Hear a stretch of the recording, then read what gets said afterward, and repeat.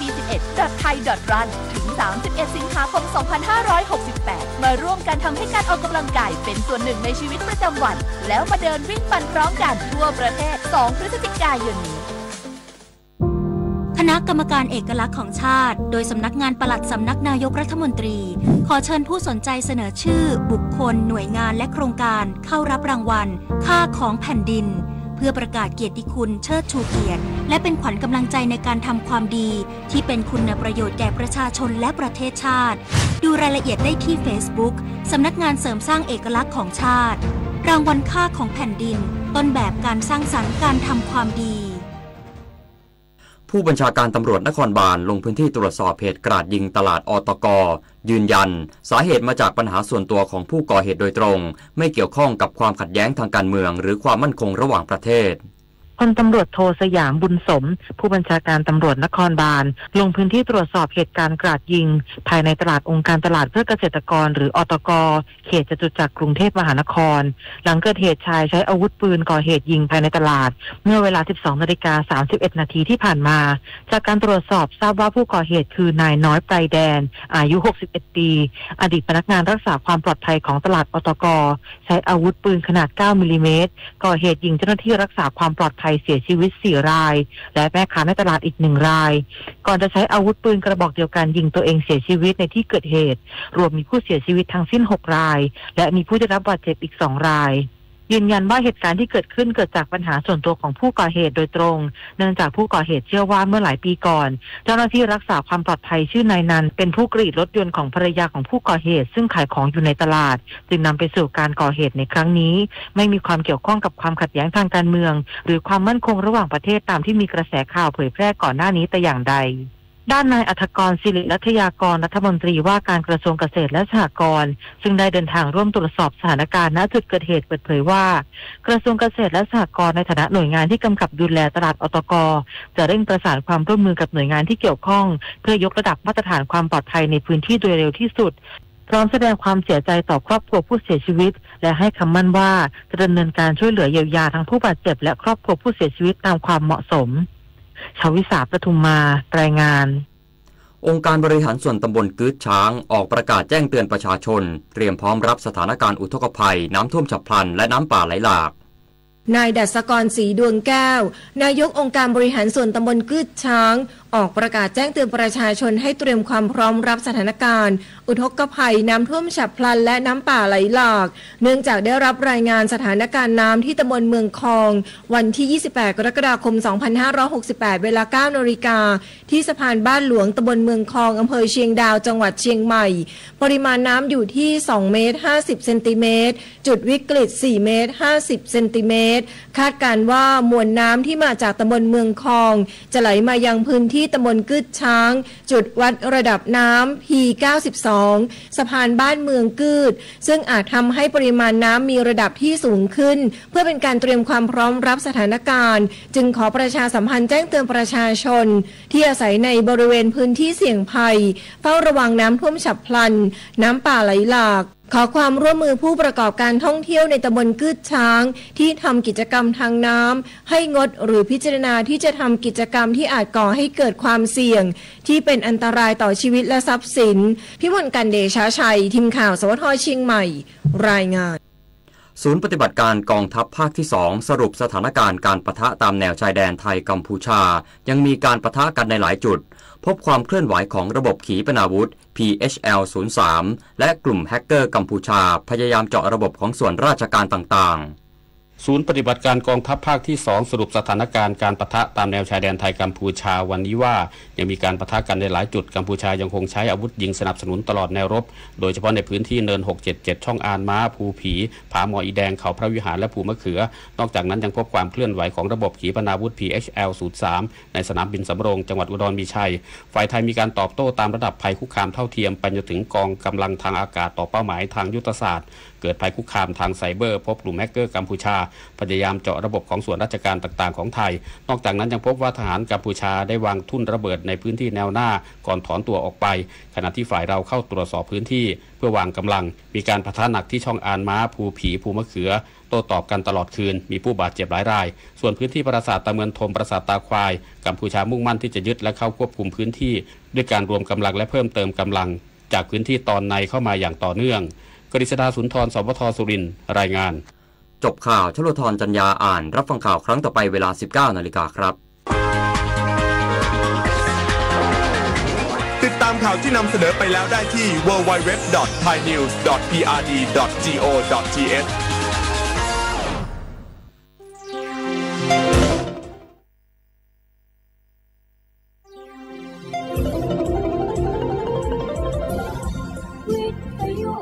ประเทศไทย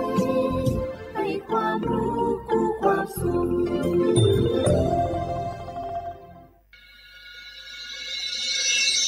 สถานีวิทยุกระจายเสียงแห่งประเทศไทยจังหวัดเชียงใหม่ AM 1476 กิโลเฮิรตซ์สถานีวิทยุภาคภาษาชาติพันธุ์แห่งเดียวในประเทศไทยที่มีความทันสมัยเชื่อถือได้สร้างอัตลักษณ์กลุ่มชาติพันธุ์สู่สากล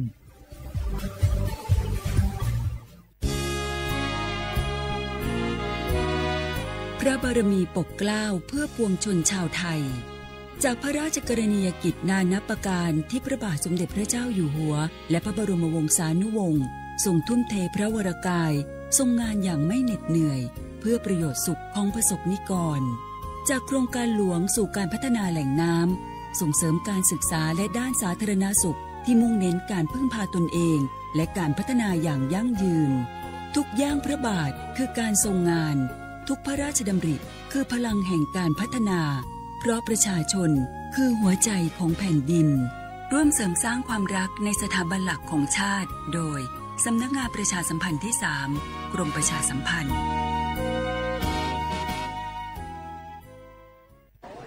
มันนักขนาดนั้นเลยกับพ่อล่ะพอลองพอเหรอปะเจือหลังหลันแต่ปะดีมาอดมาโอยน่ะจี้ลองจ้ามพลมานักแต่เอาวันล่ะเนี่ยเฮาล่ะบ่ฮู้ตัวพงกะเจ้อย่าไปลืมเนอะวันจันทร์เปิ้นขึ้นไปตรวจสุขภาพงดเข้างดน้ำหลัง2 ทุ่มเนอะโอ้เกือบลืมเหมือนกันนะก็ดีเหมือนกันนะโหนี่รู้สึกปวดหลังปวดไหล่จะให้หมอเปิ้นจับเส้นสักกั๊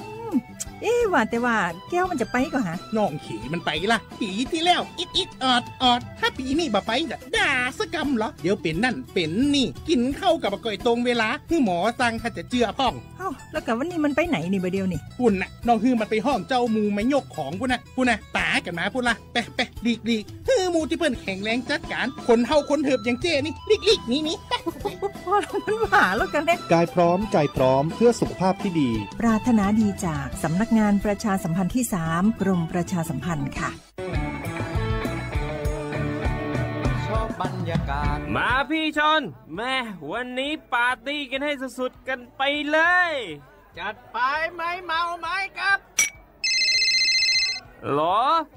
พ่อกลับบ้านได้แล้วเดี๋ยวพรุ่งนี้ก็ต้องไปส่งลูกไปโรงเรียนแต่เช้าอีกจะดื่มอะไรนักหนาเนี่ย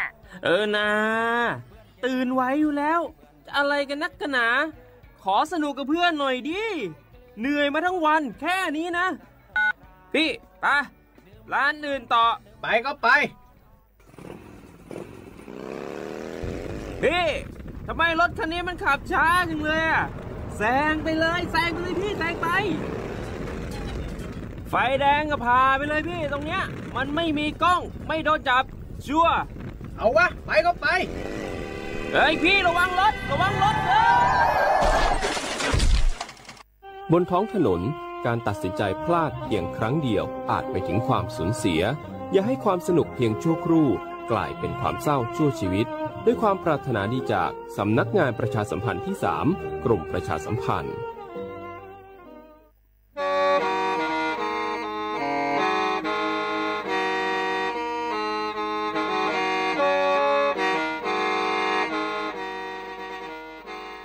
đầu núa số tông chua sang xua hú tế chờ thai đầu lú xén tranh mài lú sư hở hà lù mông inu bê hà o già giáng sơn chú bê hà thảo sư hở chứ tên chú trao tên giáng tròn đu bê hà thảo sư hở cầu sang tên chú cầu gì tên trang tờn đầu sang em tê ý chén plau bùa sang chậu trào kHz đầu núa mông do bế lù mông suốt lời so cán nông tàu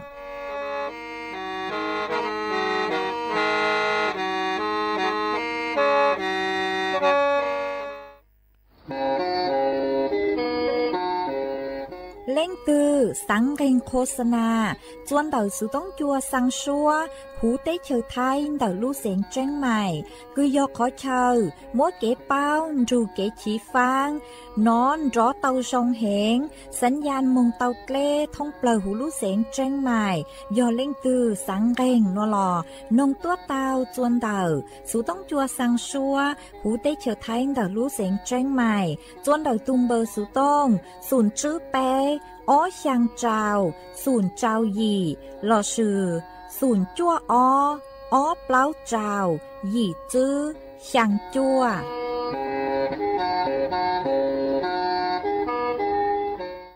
nhớ dòng ý chồng nè chứ cứ tin nín chàng suốt lời chùa nú văn chan nú tỷ nên gầu gì lú sang linh đu sông ó chén chữ bùa trào châu gì nú nuông giang chùa lì sa bé tụ cha cứ cắn nú nuông giọt lệ biki giang chùa lì sa plau tụ cha cứ cắn biki yom bùa sông núa giòn nắng sông đợt núa cú do chùa sỉnh vang dòng xa trọc ăn tròn tù sú tống chua hà lù mông đợt lú xén tranh mày tuần dư y chồng nạ chứ cứ tin nín chàng suốt lờ mà vấn đề núa trắng tàu chua suốt lờ tàu báo hà tà đợt núa cú chùa cầu lú xua chỉ kia chùa suốt lờ tàu nó sư ê thó bê cho nạ chứ cứ tin nín chàng phong dư suốt lờ cứ miên găng lù sai hà lù nông nhó chuan đầu page Facebook mà thó mê suốt lờ bán chuẩn nàกดไลค์กดแชร์อีเล็งอีแชร์ปูจัวเพจสวทเชียงใหม่ AM ý chén plau bùa sang chậu trào kHz mà ở trong đầu chùa mê chùa lên chùa tù cử lù bán chùa chân càng tù sự tống chùa hà lù mong đảo lù xén tranh mày và hai chia xa tà suốt lời dọn rù nhó ua phong dư ua kề thầu pi mong chù chùa thầu sao ê chuan giữ núa cho cán lù công kế lo rề chuan đảo tù sự tống chùa hà lù mong đảo lù xén tranh mày giữ mong tàu dạ dạ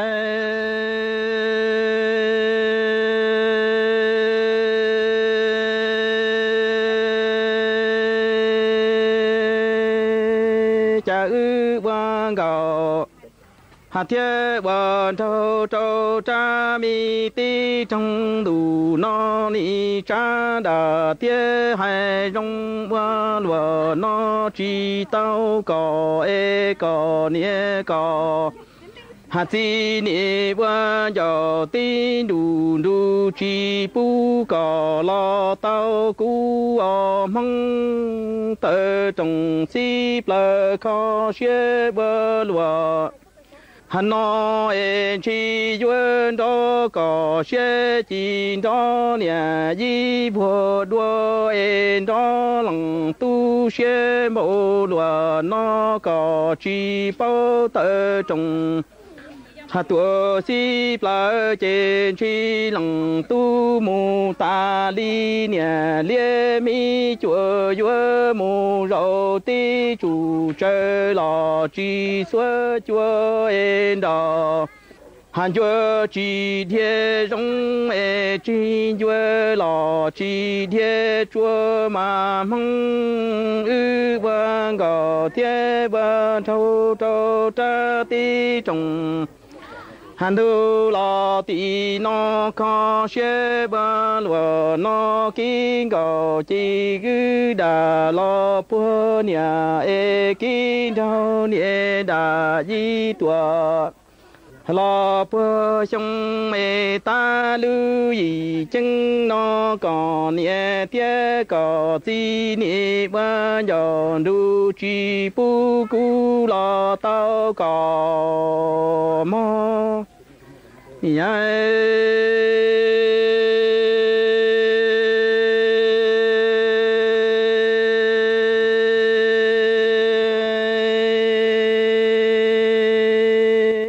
chỉ có hà xe chỉ vừa chỉ ta nhà dịp nhà tua li ta li mi chỉ nhung từ khó cụ của khi nắng chỉ nọ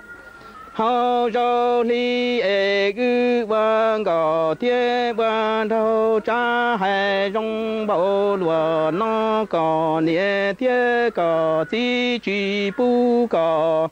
hà lo tao cú e chan đó xe lúa nó chỉ lằng tu xe vừa chia ya vừa tua tơ trong ta thì xí bờ vừa mu ta nhà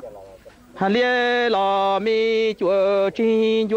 chi chủ chữ lo chi thiên rong e nhà chúa chúa mu rau tê chủ hà trời nhớ chi thiên ri ở mong ư vân cầu vân thâu rong đùa nó tua chi si tao lằng nia lằng chi bu cò hà lo tao cú e vợ cha có nhẹ thế có chỉ cho năng trồng đi thâu cơ hà trứng vang gò và đâu nhỏ em cơ kia qua tì mi đua chua ta li nhẹ ca mi râu lò si phải đua e có nhẹ có chỉ bu có hà trâu cú vua e vua chỉ có xe lò chỉ li cha vua chỉ cú xe bộ lúa nó chỉ vua chỉ chủ là li chữ lò cho năng plò e vua đó cú xe lò cho năng tua lò chỉ vua cho kí pleng gò rồi gì lưu mi chỉ chia ra sao rong li có lưu chỉ hà chừng nhớ mù rong đua cha vang gò tie vang thâu rong đua hà nó chỉ tao e có nhẹ có chỉ vang giờ du chỉ bu có lo vua cú có nhẹ chỉ cho nông trồng đi lo thọ gì e có nhẹ vang gò ca li dân nhỏ mùng cho có chỉ tha tu chỉ tan tu tin tu hàn đua ta mò e có chỉ rau chủ trợ quan giòn du chỉ bu có nhẹ lò mu trâu rau vua mu rau có hàn nhẹ gì e trăn du tì lò đua ta mò e rau nó hà chừng mua có thiết cú kinh gò hà chạy li ru kinh đau lò chạy li lo e bao chỉ cho kinh gò qua cha lu kinh đau lò hà qua cha cho e có chỉ bao vào lần nhẹ lần chỉ qua giờ du chỉ bu có tao cú chế tơ trong ta tì hai mi si pla cu chi qua lo mi tian chi tư tư su si lo wa cha pong e qua mua tăng yu la li dân lo wa cha cho lo vì do cũng cho có lu mi chi gò ca yu li dân rong rong gò hàn cho cú nhỏ em đủ tin đủ đua ta mò na lẽ tì mong tu đại xe mò đủ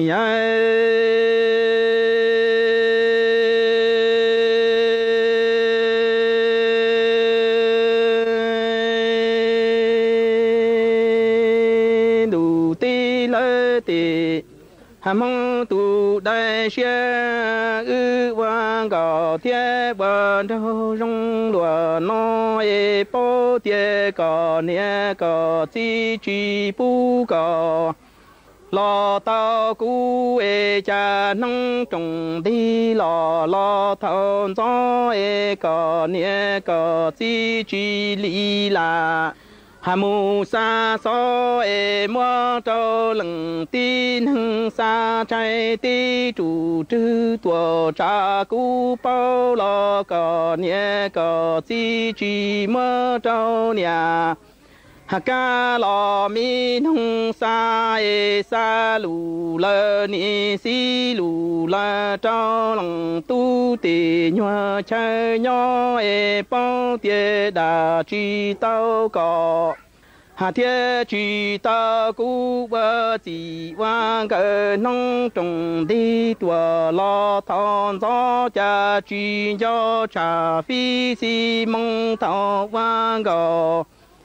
hà thiết bờ trâu lu chi chia ra lo chỉ tao lo mà mong vang gò thiết bờ trâu rong lúa hà nội lòng nhẹ thiên lòng chỉ quan dầu du chi bu cỏ lo tao cú cha lòng nhẹ lòng chỉ cha hà phi si lo phi mong mua trao lòng tin hưng cha công phi mong trao lòng là tu nó em trai ti chủ trư cha mua trâu lòng tin hưng xa e tua xa chi cho lòng nhẹ lòng ti nhà hà lu nhỏ mù lợn gió lo chi mua trâu nhẹ ca mi hưng xa trâu lòng tu e vua mù si lù lơ trâu chi pleng gò rau nó e tê nhua chơi gư rau chủ si chơi lò lu chơi rau mà quả pi xuôi lòng kỳ sa so e tiệt chi hoa trâu lòng hà tu lu xe chi e tiệt chi hoa trâu cú lò lu xe so e bao tiệt đà chi bu vua nâng lò hà chi bu tao cha chi gió kia nông trồng đi tua lo thao gió chi nhàn gió pleng gò đầu xe bơ lúa hà nó chi gió tua e gió lằng nhẹ lằng chi bu cỏ thiên cú lò trái chi vua chê kinh gò hà vợ cha khi e kinh trao tua vợ cha tròn cho e gió lằng nhẹ lằng chi tròn gió lù cho lò si vợ chê gió vợ rong cỏ xe chùa chi lò cho bị trao e gió lằng nhẹ lằng chi gió lý chỉ cho lu ta để ship tua trên chi mưa còn cho cha đủ có dù si nhân trao để mi hao chua e mưa chi ngờ sư lò vợ cha lu chi pleng ngờ đâu lò vợ cha chua chi đó xe lùa nó ý chồng nà chữ cái tin chàng suốt lờ nú núa cu yò nú tỉ nền gạo dị lú sang linh đu xong ở trên chữ bùa trao chào dị mà yò ý nú cứng giang chùa nú yun đỡ chữ văn chữ thái mà cú họ dùng muối cho lúa hao lử cửa hạt chù nú núa cho lù thằng chùa bê suốt lờ tàu bao mà nú núa nú chè cho nụ chữรัฐบาลพวกกูเต่าเจอcho bê sen suốt lờ hạt ta bê lùn nắng chọt lăng uo kiến du chun đỡ chữ văn chữ thái chú kế cứ hạt tá mua chân trừ ปังจั่วจงไปเสียงสวดเราฮัดรู้ชัวจัวจ่อไปเสียงตัวหนึ่งไทยชัวเล็งชัวตูฮัดชื่อต่างเล่นเต๋อตัวหนึ่งคือย้อจัวหรือเตเชอตัวย้อจัวเตเชอไทยหล่อจื้อวันจื้อไทยกูอยากอีตูคือมัวรู้ชัดแล้วชาจงคือรู้ชัวจ่อไปเสียงชัวเล็งชัวตูมาวิเล่นเต๋อรัฐบาลปวดฉะเลเจอเป้จอน่ะจะกตินิ่งจางสดเลยฮะตาเป้ลูนหนังชอดล่างแสดงความจงรักภักดีฮะน้อมสำนึกในพระกรุณามหาธิคุณเดอจือวันจือไทยหนัวมานู้นัวเยอะอีนู้คือจงแห่งเดย้อนย่างจัวนู้อยู่มาวิเลนเดอนู้เจเจอเป้จอน่ะจะกตินิ่งจางสดเลยลูนหนังชอดล่างจื้อนู้นัวนู้ติเนงเกาหยีรู้ช่างลินดูมงจูจัวนู้ตีอีรู้ยีลินดูชงอ้อเชงจื้อปวดเจ้ายีหนัวฮะจื้อตังเล่นดาวนุเจย้อจวนดาวจอหนูจื้อสำนักพระราชวังกูเจงเตาเจ้าไปจอน่ะจื้อกตินิ่งจางสุดเลยอ๋อลูร่วมลงนามถวายพระพรชัยมงคลฝงก้งฝงมงปูจัวจื้อวันจื้อท้ายเต่าจื้อนุติเนงเก่าจื้อลูหลอมงจูจัวนุติไปเจ้าอีลูช่างลินดูชงอ้อเชงจื้อปวดเจ้าหยีหนัวผ่านระบบออนไลน์เต่าจวนเดาเว็บไซต์หน่วยงานราชการในพระองค์ต่อกันเกินนัวนุเจจอหนูจื้อรัฐบาลปัวกูหัดเจงเตาเจ้าจอเปเสียงสวดเล่าจอหนูจื้อสวดเล่าฮะตาลูกงจอลัวเฮาลืออวดจิตอาสาลูอวดเตอย่างคือจอจองอวดกงอมงปูจัวจื้อวันจื้อไทยฮะช่างเต่าจัวสดเล่าเต่าเป้าฮาตาย้อจัวนูหนัวเท่ารู้ชื่อเฮาเก่าจัวเต็งเน่งเก่าจัวนาทีโนเจยมมัวลู่ลัวเฮาลือเกือร่วมพิธีจุดเทียนถวายพระพรชัยมงคลอวดกงอมงปูจัวจื้อวันจื้อไทยย้อจวนดักบริเวณท้องสนามหลวงตรวจเจ้งกรุงเทพหวยยอหาตาย้อจวนหรือลู่เซงหน่วยเจย้อจวนดอกจอหน่วยงานฮอบหาตาป้วยยมบ้างลู่ลัวเฮาหรือคือจุดเทียนถวายพระพรชัยมงคลจัวขอเชิญตือเล่จ้างมากูโยอวดท้องเปล่าหูเตเฉอท้ายอ๋อมาย้อจวนดอกสูต้องจัวหน่วยเจรู้เชื่อเหินดาวกูรับสัญญาณถ่ายทอดมายอหาตาเป๊จอนาจือกะตินิ่งจ้างเมเล็งตือคือหาตาสางเจ้าไส้เจ้านงนละกูนงเต่าย้อจวนดอกสูต้องจัวฮอเจกูฮอมัวจะลูถังเลหนัวจัวเป๊สดเลยเต่าเป้าเลหนัว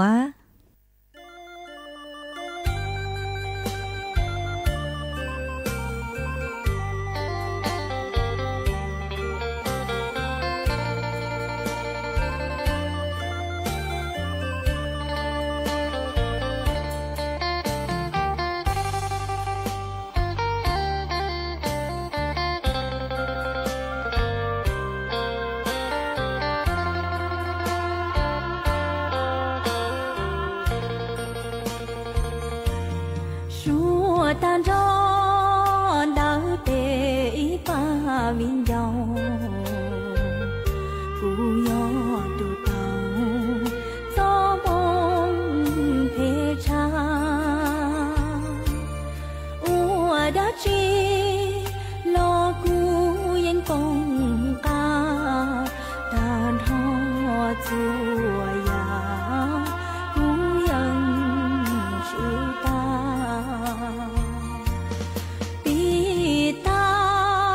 cho bể ba vinh dầu cú dân cả tàu đại đau thế cha đau bể ba lao tàu rồng nâng họ cú chịu nâng lý đẹp thơ căng tàu phê lú nâng lê lê lì gió keng khâu bùa thâu yao lo cu dân yo tu sư lú lo ta lo cu yên phì truy tàu lưng tư chiều tàu sư mu ta tiền ó lời kia chúa tan gió đau bể trong phong dừa lời sao đời từ mùa nắng chia to cù lu nắng chừng nhỏ trong ly không no bùa dù chỉ nhỏ cũng nhỏ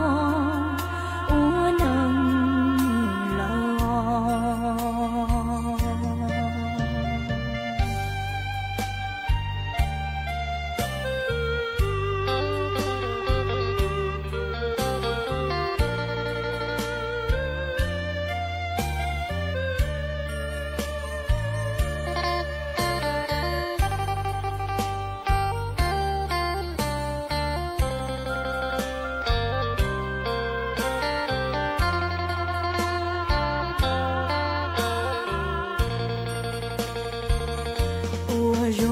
tao phê lũ nắng lê lê lì gió keng khao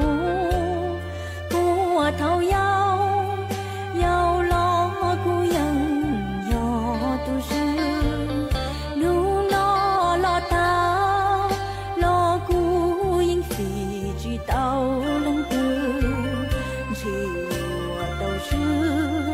mu ta tiền ó lời tia tia chúa than đó đau tê ý trong phong dự lỡ sao đời từ mùa nắng chia to cù lu nắng chừng nhỏ trong ly cũng no bùa dù chỉ nhỏ cũng nhỏ ua nắng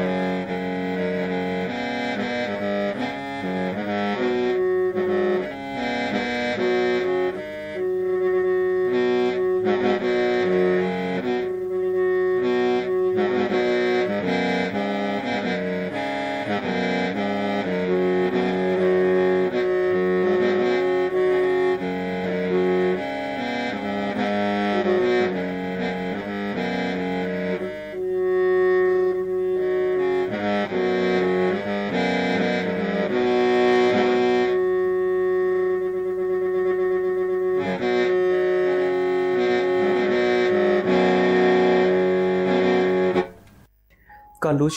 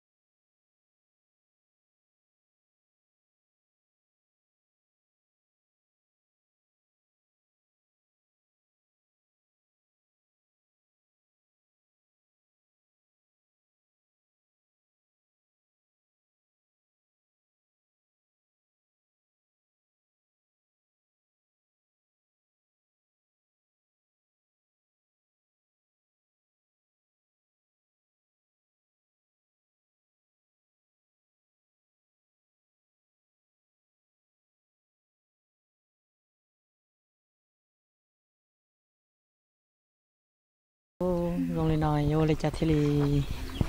nhà này thì chỉ phụ vô lấy chặt thế shit to nữa chuyện này có xem mà nhà thì con này thấy có gì chỉ phụ shit vô lo thế rồi đến đó bên đó chỉ ăn đó nhiệt gì chỉ có mà lấy không mua vô đi tuần sai làm thôi con nhỏ họ cụ chè vô ăn cái lo nhỏ li nó chỉ vô gì to có trong hai đứa con thích chơi cuối đưa tôi là cha ba tôi luôn năng chơi cụ mà li ô từ sau ba có mỗi nô tư ya hai tia có mỗi nhà là cái lẽ ya có chỉ mỗi nhà ấy có họ đầu tiên là cái lúa tôi cho bé lò cụ hai chẳng thì họ trong lưu tao có ô chơi sò thôi là chơi cũ tiêm mình gì phụ đồ có thế nào nữa Hàn Quốc mong ya cú tia mong Hàn Quốc xưa mong Hàn Quốc xưa ya chỉ là tu cho lên đủ đi cho cao chỉ tu nhà là chỉ cha đà nhỏ yếu chỉ nhỏ em nhà mu mu cô đi lo lắng nhà là chỉ tận nhà chia tua đầm ba em nhà mu sơ mồ phô đã lon thay nhà vô lo lắng tu nhà yêu nhà lo ta lo tu tia mi ngô sư ni tia có bi kim mồ phô đã lon thay nhà我已能母系说nhà tia chỉ tu ni chỉ nhân phần cái nhân chỉ là 我只能tu nhà yêu nhà họ nhà nhà tia bi 我我么天道路啊，呀，我能；西路梦啊，你我也能；离西路啊，你伢多；离西错的大路都站住，给找高。好人呀啦，几天呀啦，东吴梦北呀啥的，鸟我去鸟哎呀。我里老人家啦，只等年节多，那得啊年好木什么破，那老菜啊年我老人，都老一着谁啊年我一能说有人年找到，想到哎，好年年儿啦。龙井东啊，只能都点么人让我莫天着怒啊，好你爹只能都你只能碰干人接了我论都一个包，莫爱嘛叫我莫着怒你我这一能是怒梦了。大乱都点哦，谁呀个呀姑妈大个，你问我问着中我，拿起刀来乱都越找，说能力找高，呀你越找，说能摸啊你我摸。侬啊，我是你的亲人都长住，你长高你我多，早大的心多哎个本我着的，年轻鸟哎，呀亲人都点三站牛，怕说声啊年纪难我，是啊你那个路说声啊，好年那年。然年等大大的心存阿弥陀是啊，我是你的歌，你问我问着战中我，哪知道哎，大路都站住，你找高你点我，努爱情都努得诺多，长多哎。họ có ướp lên ngô rô tê, nè chơi nhỏ nè xa cha nhô, 把家双花你去哪哦？丝路双花呀年那年，然后你等大大的，心多动哦，是哦，你呀咪哦，是你这个呀姑母，个年家只能都人家去了。tự chỉ tu trấn u vì cho cá mua họ nên cho có mà ni rong tàn tua cú lăng nhà lăng chỉ tu chỉ nhu lăng ni noa ni khi ni thang tua trong ta chữ ở mình go sư ở nhà mình go sư ni chơi có nhớ cú mua có nhớ anh cha mò rong sa mi nhớ plan có rồi anh sợ nung đại có tệ ni hôn tệ mà anh chỉ rằng tu trơn dù đi cho cá anh muốn nhận cho có mà anh họ nhà muốn rong ta lên đó cú lăng nhà là chỉ nhung năng đi nói anh khi ni thắng trong tận về ông ngô sư ồ ông ngô sư ni chơi có nhớ cũ mua còn nên cho chỉ rằng tu nên cho lo vậy vua cho chỉ rằng tu nên cho đủ nên cho cá mua nên mua có nên nhân cho luôn nha đủ cha nên tớ liệp lo luôn đủ khoa lần nhà là chỉ chim đây liệp bao cửa nên nhớ tòa lá vợ có xóa mình go